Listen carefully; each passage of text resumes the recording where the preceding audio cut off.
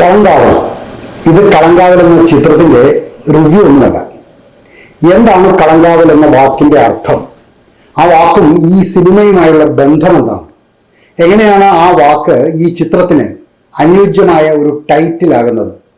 അതാണ് നമ്മൾ ഇന്ന് ഈ വീഡിയോയിൽ പറയുന്നത്. നമുക്കൊന്ന് നോക്കാം. കേരളത്തിലെ തെക്കൻ ജില്ലകളിൽ, പ്രത്യേകിച്ചും തിരുവിതാംകൂർ ഭാഗത്തെ ഭദ്രകാളി ക്ഷേത്രങ്ങളിലെ ഉത്സവ ചടങ്ങുകളോടനുബന്ധിച്ച് നടക്കുന്ന മറ്റൊരു ചടങ്ങാണ് കളങ്കാവൽ. വെള്ളായണി, പാച്ചല്ലൂര്, കുണ്ടാമൂഴി ഇവിടങ്ങളിലെ ഭദ്രകാളി ക്ഷേത്രങ്ങളിൽ കാളിയൂട്ട് മഹോത്സവത്തോടനുബന്ധിച്ച് നടക്കുന്ന വളരെ പ്രധാനപ്പെട്ട ഒരു ചടങ്ങാണ് കളങ്കാവൽ. ഇതിൻ്റെ ഒരു ഐതിഹ്യവും സന്ദർഭവും ഇങ്ങനെയാണ്. ദാരികനെ വധിക്കാനായി കോപാകുലയായ ഭദ്രകാളി ദേവി അവനെ തേടി ഇറങ്ങുന്ന സന്ദർഭത്തെയാണ് ഇത് ആവിഷ്കരിക്കുന്നത്. അസുരനെ ഒളിഞ്ഞിരിക്കുന്ന സ്ഥലങ്ങളിൽ നിന്നെല്ലാം കണ്ടെത്തി നശിപ്പിക്കാൻ ദേവി 4 ദിക്കുകളിലും, വടക്കുംനാഥന് വടക്കും പത്മനാഭന് തെക്കും തുടങ്ങിയ സങ്കല്പങ്ങളിൽ തെരയുന്നതാണ് ഇതിൻ്റെ ഇതിവൃത്തം. എന്തൊക്കെയാണ് ഈ ചടങ്ങിന്റെ പ്രത്യേകതകൾ? ദേവിയുടെ എഴുന്നള്ളത്ത്. ക്ഷേത്രത്തിലെ പ്രധാന പൂജാരിയോ അല്ലെങ്കിൽ കാളിയൂട്ട് അവതരിപ്പിക്കുന്ന കലാകാരനോ ദേവിയുടെ തിടമ്പ് കൈകളിലേന്തി ക്ഷേത്രമുറ്റത്ത് കളത്തിൽ ഇറങ്ങുന്നു. ദാരികനെ തേടൽ. ക്ഷേത്രത്തിന്റെ 4 വശങ്ങളിലേക്കും, അതായത് 4 ദിക്കുകളിലേക്കും ദേവി ഓടിയെത്തുന്നതായിട്ടാണ് ഇവിടെ സങ്കല്പം. ദാരികൻ എവിടെയെങ്കിലും ഒളിച്ചിരിപ്പുണ്ടോ എന്ന് പരിശോധിക്കുന്ന രീതിയിലാണ് ഈ ചടങ്ങ് നടക്കുന്നത്. വാദ്യമേളങ്ങൾ. വളരെ ആവേശകരമായ ചെണ്ടമേളത്തിന്റെ അകമ്പടിയോട് കൂടിയാണ് കളങ്കാവൽ നടക്കുന്നത്. ദേവിയുടെ രൗദ്രഭാവം പ്രകടമാക്കുന്ന രീതിയിലായിരിക്കും താളവും മേളവും ചുവടുകളും എല്ലാം. ഭക്തരുടെ പങ്കാളിത്തം. ഈ സമയത്ത് ഭക്തർ ദേവിയെ വരവേൽക്കാൻ നിലവിളക്കുകളും താലപ്പൊലിയുമായി കാത്തു നിൽക്കാറുണ്ട്. ചിലയിടങ്ങളിൽ പറയെടുപ്പും ഇതിനോടനുബന്ധിച്ച് നടക്കാറുണ്ട്. പറണേറ്റ്. ശാർക്കര ദേവീക്ഷേത്രം, അതായത് നമ്മുടെ ചിറയൻകീഴ് ശാർക്കര ദേവീക്ഷേത്രം, അതുപോലെ തന്നെ വെള്ളായണി, മുടിപ്പുര പോലെയുള്ള പ്രശസ്തമായ ക്ഷേത്രങ്ങളിൽ പറണേറ്റ് അഥവാ ആകാശത്തുള്ള യുദ്ധം എന്ന ചടങ്ങിന് മുന്നോടിയായിട്ടാണ് പലപ്പോഴും കളങ്കാവൽ നടക്കാറുള്ളത്.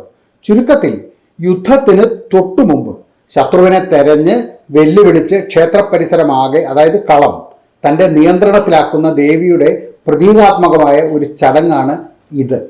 തിരുവനന്തപുരത്ത് നിന്നും 17 കിലോമീറ്റർ കിഴക്ക് മാറി വിളപ്പിൽശാല എന്ന സ്ഥലത്ത്, വിളപ്പിൽശാല കാട്ടാക്കട റോഡിന് സമീപം സ്ഥിതി ചെയ്യുന്ന ഒരു ഭദ്രകാളി ക്ഷേത്രമാണ് കുണ്ടാമൂഴി ശ്രീ ഭദ്രകാളി ദേവീക്ഷേത്രം.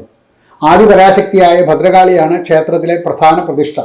തെക്കൻ തിരുവിതാംകൂറിലും കന്യാകുമാരി പ്രദേശങ്ങളിലും കാണപ്പെടുന്ന മുടിപ്പുരകളിൽ ഒന്നാണിത്. ദേവിയുടെ തിരുമുടി വെച്ച് ആരാധിക്കുന്നതിനാലാണ് മുടിപ്പുര എന്ന് വിശേഷിപ്പിക്കുന്നത്. പ്രാദേശികമായിട്ട് കുണ്ടാമൂഴി മുടിപ്പുര എന്നാണ് ക്ഷേത്രം അറിയപ്പെടുന്നത്. എല്ലാ വർഷവും കുംഭമാസത്തിലെ പൂരം നാളിലാണ് ഉത്സവം കൊടിയേറുന്നത്. ഉത്സവം 8 ദിവസം നീണ്ടു നിൽക്കുന്നു. കാളിയൂട്ട് ഉത്സവ നാളുകളിൽ, പൊതുവെ 2, 4, 6 ഉത്സവ ദിവസങ്ങളിൽ രാത്രി കളങ്കാവൽ ഉണ്ടാകും. എന്താണ് ഇവിടെ ഈ ക്ഷേത്രത്തിലെ കളങ്കാവൽ? തിരുമുടി ശിരസിലെടുത്ത് ചെണ്ടമേളത്തിന്റെ അകമ്പടിയോടെ ദേവി ദാരികനെ തെരയുന്നതിന്റെ ആവിഷ്കാരമാണ് കളങ്കാവൽ. വളരെയേറെ നേരം നീണ്ടു നിൽക്കുന്ന ഒരു ചടങ്ങാണിത്. പലവിധ പുഷ്പങ്ങളും പനിനീരും കൊണ്ടുള്ള അഭിഷേകത്തോടെയാണ് തിരുമുടി ഏന്തിയുള്ള ദേവിയുടെ ചുവടുകൾ. തിരുമുടി ശിരസിൽ എടുത്തു കഴിഞ്ഞാൽ പൂജാരിയിൽ സ്വയം ഭദ്രകാളി ആവേശിക്കുന്നതായി പറയുന്നു. കളംകാവലിന്റെ അവസാനം ദേവീഭാവം ഉച്ചസ്ഥായിയിൽ എത്തുകയും തിരുമുടി ശിരസിൽ നിന്ന് ഊരി മാറ്റുകയും ചെയ്യുന്നു. മുടി ചായുന്നു എന്നാണ് ഇതിന് പറയുന്നത്. ഈ ക്ഷേത്രാചാരങ്ങളും അവിടങ്ങളിലെ വിശ്വാസവും ഐതിഹ്യവും ഇതെല്ലാം മേൽപ്പറഞ്ഞ ചടങ്ങുകളിൽ പല ക്ഷേത്രങ്ങളിലും വ്യത്യാസമുണ്ടായേക്കാം. പക്ഷേ കളങ്കാവൽ എന്നാൽ ദാരികനെ തെരയുന്ന ദേവിയാണ് സങ്കല്പത്തിൽ. ഇനി ഈ സിനിമയ്ക്ക് ഈ പേര് എങ്ങനെയാണ് യോജിക്കുന്നത്? അല്ലെങ്കിൽ സിനിമയും സിനിമയുടെ ടൈറ്റിലും തമ്മിലുള്ള ബന്ധം എന്താണ്? കളങ്കാവൽ എന്നത് നമ്മൾ നേരത്തെ പറഞ്ഞതുപോലെ ഭദ്രകാളി ദാരികനെ തെരയുന്നതിന്റെ ആവിഷ്കാരമാണ് എന്ന് ഞാൻ ആദ്യം പറഞ്ഞു. ക്ഷേത്രത്തിന്റെ 4 വശങ്ങളിലേക്കും ദിക്കുകളിലേക്കും ദേവി ഓടിയെത്തുന്നതായാണ് സങ്കല്പം. ഈ ദിക്കുകളെല്ലാമാണ് ദേവിയെ സംബന്ധിച്ചിടത്തോളം കളം.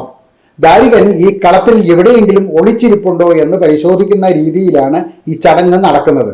ദേവിയാണ് കളത്തിന്റെ കാവലും കളത്തിൽ ദാരികനെ തെരയുന്നതും. ഈ സിനിമയും ദേവി ദാരികനെ തെരയുന്നത് പോലെ ഒരു അസുരനെ തെരയുകയാണ്. ദേവിയുടെ സ്ഥാനത്ത് വിനായകനും ദാരികൻ മമ്മൂട്ടിയുമാണ്. ഈ സിനിമ തുടക്കം മുതൽ ഒടുക്കം വരെ ദേവി ദാരികനെ തെരയുന്നത് പോലെ വിനായകൻ മമ്മൂട്ടിയെ തെരയുകയാണ്. അതുകൊണ്ട് തന്നെയാണ് ചിത്രത്തിന് കളം കാവൽ എന്ന് പേരിട്ടിരിക്കുന്നത്. ഇതിലും അനുയോജ്യമായ വേറൊരു ടൈറ്റിൽ ഈ ചിത്രത്തിന് നൽകാനാകില്ല. എന്താണ് കളങ്കാവലെന്നും അതുകൊണ്ട് എന്താണ് അർത്ഥമാക്കുന്നത് എന്നും പ്രേക്ഷകന് മനസ്സിലാകുമ്പോഴാണ് ചിത്രത്തിന്റെ പേര് അന്വർത്ഥമാകുന്നത്. ആരാണ് ദാരികൻ എന്ന് ഇത് കേൾക്കുന്ന കുറച്ചു പേർക്കെങ്കിലും അറിയാമായിരിക്കും. തന്റെ കണ്ഠത്തിൽ നിന്നും വീഴുന്ന ഓരോ തുള്ളി ചോരയിൽ നിന്നും 1000 അസുരശ്രേഷ്ഠർ ഉത്ഭവിക്കും എന്ന ഒരു വരം ബ്രഹ്മാവിൽ നിന്നും പ്രാപ്തമാക്കിയിരുന്ന ഒരു അസുരനായിരുന്നു ദാരികൻ. മാത്രമല്ല, ദേവന്മാരോ യക്ഷന്മാരോ മനുഷ്യരോ മറ്റൊരു വർഗത്തിലും പെടുന്ന പുരുഷന്മാരാലോ താൻ വധ്യനാകരുത് എന്നൊരു വരം കൂടി ദാരികൻ വാങ്ങിയിരുന്നു. സ്ത്രീകളാൽ മാത്രമേ ദാരികൻ വധിക്കപ്പെടൂ എന്നായിരുന്നു അതിനർത്ഥം. അങ്ങനെ ദാരികന്റെ ഒരു വാഴ്ചയായിരുന്നു പിന്നീട്. ആ ദാരികനെ വധിക്കുവാനായിട്ടായിരുന്നു ഭദ്രകാളിയുടെ ജനനം. അതിക്രൂരനായ ഒരു അസുരനായിരുന്നു ദാരികൻ. ദാരികന്റെ ആ ക്രൂരത മുഴുവൻ സിനിമയിലെ ദാരികനിലും നമുക്ക് കാണുവാനാകും. കൂടുതൽ പറഞ്ഞാൽ ഒരു പക്ഷേ സ്പോയിലർ ആയേക്കാം. അപ്പോൾ പറഞ്ഞു വന്നത്, ആ ദാരികനെ നശിപ്പിക്കുവാൻ എത്തിയ കാളിയാണ് ചിത്രത്തിലെ വിനായകൻ. ഇതാണ് കളംകാവൽ. ചിത്രം കാണാത്തവർ ചിത്രം തീർച്ചയായും കാണണം.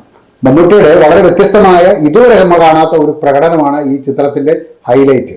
അതുപോലെ തന്നെയാണ് വിനായകന്റെ അഭിനയവും. മുജീബ് മജീദിന്റെ സംഗീതവും പ്രത്യേകിച്ച് എടുത്തു പറയണം. അതും റെട്രോ രീതിയിലുള്ള തമിഴ് ഗാനങ്ങളുമെല്ലാം ചിത്രത്തിന്റെ മൊത്തത്തിലുള്ള ഒരു മൂഡിനെ നന്നായിട്ട് ഉയർത്തുന്നുമുണ്ട്. ജിതിൻ ജോസിന്റെ ഒരു സ്ലോ ബേൺ ത്രില്ലറാണ് ഈ സിനിമ. മിസ് ചെയ്യരുത്.